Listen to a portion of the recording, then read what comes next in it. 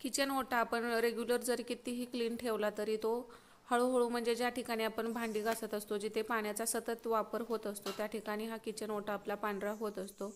तर गॅसच्या ठिकाणी किंवा जिथे आपण स्वयंपाक करत असतो त्या ठिकाणी आपला किचन ओटा जास्त खराब होत नाही। पण बघा, तुम्ही बघू शकता जिथे आपली भांड्याचं सतत भांडीत आपण चालू असतात, पाण्याचा सतत वापर या ठिकाणी चालू असतो, तर तिथला किचन ओटा त्या ठिकाणी अशा पद्धतीने पाणी साठल्यामुळे, राहिल्यामुळे किंवा ओलसरपणामुळे क्षाराचे डाग जमा होतात आणि ते तुम्ही नॉर्मल घासणीने घासलं तरी म्हणजे एवढे निघत नाहीत। तर पाहू शकता हे डाग तुम्हाला अशा पद्धतीचे दिसून येत असतील। तर हे डाग कसे काढायचे, तर यासाठी आपल्याला पितांबरी घ्यायचे, एका बाउलमध्ये घ्या आणि त्यामध्ये थोडंसं पाणी टाकून ही पितांबरी मिक्स करून घ्या।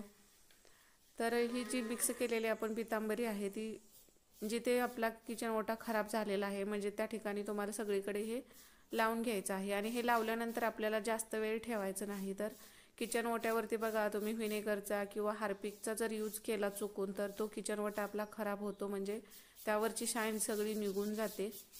तर पितांबरीमध्ये पण थोडंफार केमिकल असतंच, त्यामुळे आपल्याला हे जास्त वेळ ठेवायचं नाही। तर सगळीकडे फक्त असं लावून घ्यायचं आणि लगेच घासणीने तुम्हाला हे घासून घ्यायचं आहे। जास्त खराब झाला नसेल तर साध्या स्क्रबरने तुम्ही घासू शकता आणि थोडं जास्त खराब झाला असेल तर मग तुम्हाला स्टीलची घासणी घ्यायची, पण त्याने पण आपल्याला जास्त वेळ घासणार नाही आपण। तर 5 मिनिटांमध्येच आपल्याला हे लावल्यानंतर स्वच्छ करून घ्यायचं आहे।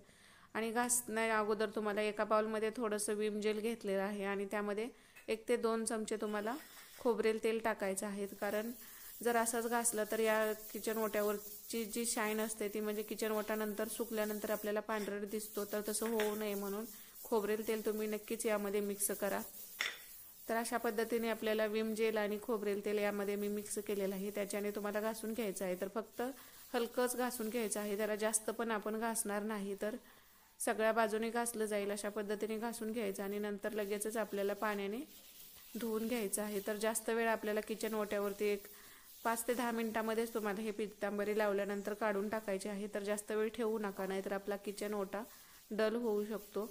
लगेचच घासून घ्यायचं आणि धुवून टाकल्यानंतर आपल्याला हे वायपरने बघा सगळं पाणी अगोदर काढून घ्यायचं आहे। तर पाहू शकता तुम्ही यावरती कुठेही आता पांढरट डाग दिसत नाहीत। तर किचन ओटा ओला असेल त्यावरती एवढे डाग दिसून येत नाहीत, पण ज्यावेळी तो आपण पूर्ण कोरडा करतो तर त्यावेळी आपल्याला आपला किचन ओटा कुठे खराब झालेला आहे तो दिसून येत असतो।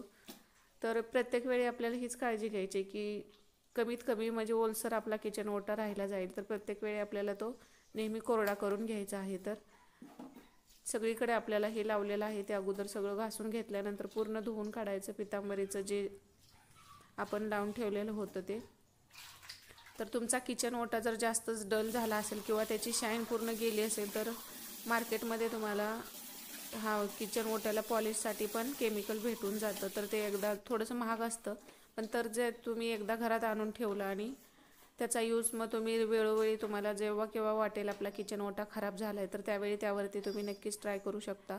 तर एखाद्या व्हिडिओमध्ये मी अजून ते आणलेलं नाही, पण जर आणलेलं तर मी तुम्हाला पण ते दाखवण्याचा प्रयत्न करेन।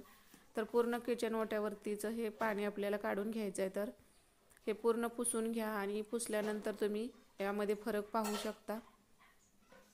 पण ओलसर आहे त्यामुळे आपल्याला ओलसर किचन ओटा आपला क्लीनच दिसून येतो, पण तो पूर्ण आपण जेव्हा कोरडा करतो त्यावेळेस आपल्याला लक्षात येतं की आपला किचन ओटा खराब आहे। तर आत्ता पाहू शकता हा ओलसर आहे तरी पण क्लीन दिसतोय आणि पूर्ण सुकल्यानंतर पाहू शकता